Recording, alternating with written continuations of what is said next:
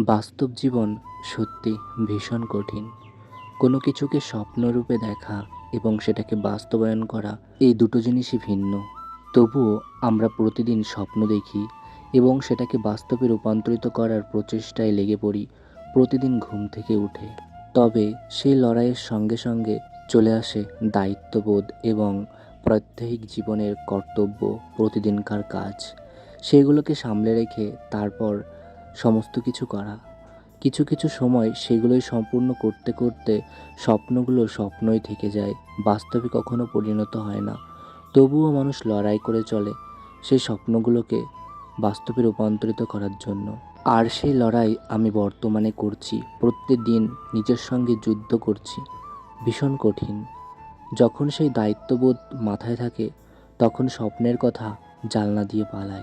কারণ কিছু কিছু সময় আমরা যে জিনিসগুলো ভাবনায় ভাবি সেই জিনিসগুলো বাস্তবে রূপান্তরিত করা ভীষণ কঠিন হয়ে পড়ে। তবুও প্রতিদিন কঠিন পরিশ্রম করে চলেছি, আজও করে যাব। কখনো হার মেনে নিইনি, আজও নেব না।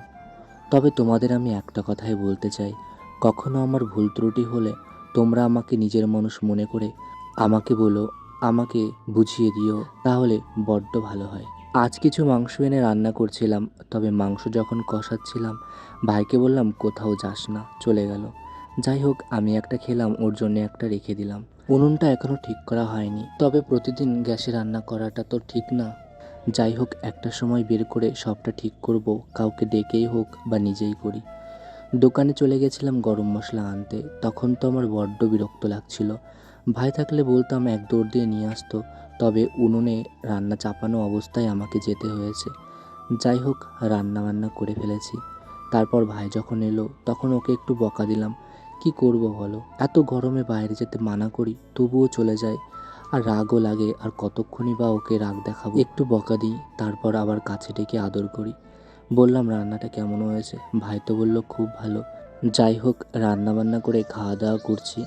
তোমরা কিন্তু আমার নিজের পরিবারের সদস্য, আমাকেও নিজের মানুষ মনে করে আমাকে একটু বুঝিয়ে দিও, আশীর্বাদ করো এবং আমাদের পাশে থেকো।